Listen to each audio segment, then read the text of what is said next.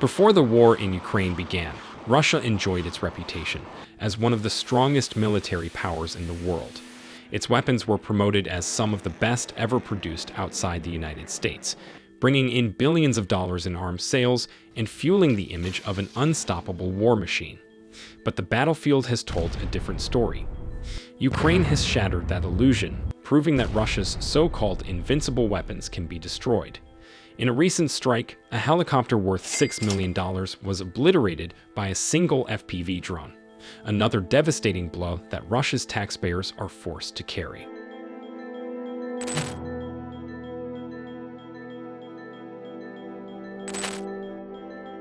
The incident took place on September 29th, when a Ukrainian FPV drone struck a Russian transport helicopter valued at $6 million. The drone hit the cockpit directly, igniting the fuel and turning the aircraft into a fireball with its crew still inside. What was once promoted as a symbol of Russian air power was reduced to burning wreckage in a matter of seconds, a devastating reminder of how vulnerable Moscow's so-called unstoppable weapons have become on the modern battlefield. Details of the loss were later confirmed by Russian military blogger Alexei Vovoda, who personally knew the pilot. He explained that the helicopter was flying at low speed, making it an easy target for the Ukrainian drone's precision strike. Despite the desperate attempt of the young Russian commander to land the burning aircraft, only 2 crew members, a flight technician and a navigator, managed to survive. The commander and the rest of the crew perished in the flames.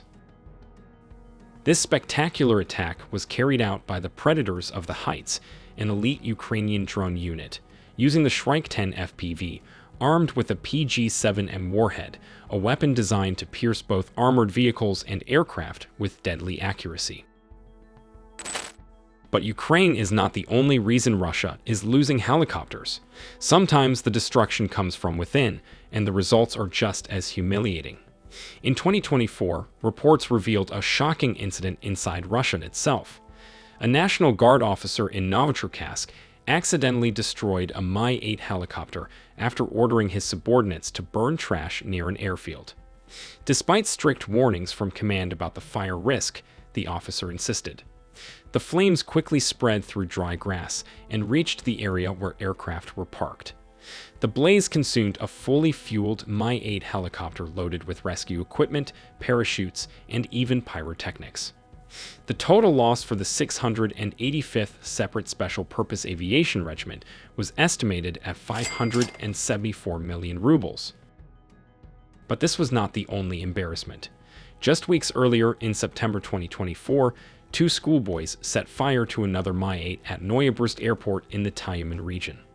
The teenagers, only 13 and 14 years old, reportedly received 5 million rubles through telegram for the act. They slipped through a hole in the fence, and the helicopter was completely destroyed in the flames. Only its tail section remained intact. But beyond accidents and humiliations inside Russia, the battlefield numbers reveal an even clearer picture of how costly this war has become for Moscow's air power. According to the Oryx database, Russia has lost at least 340 helicopters since the start of the full-scale invasion. In the first 12 months alone, 59 attack helicopters, including the Kamov Ki-52, the Mi-28N, and the Mi-24, were destroyed. That figure represented nearly 30% of Russia's operational fleet. Of those, 42 were shot down in combat, including 1 by friendly fire, while 17 were destroyed on the ground.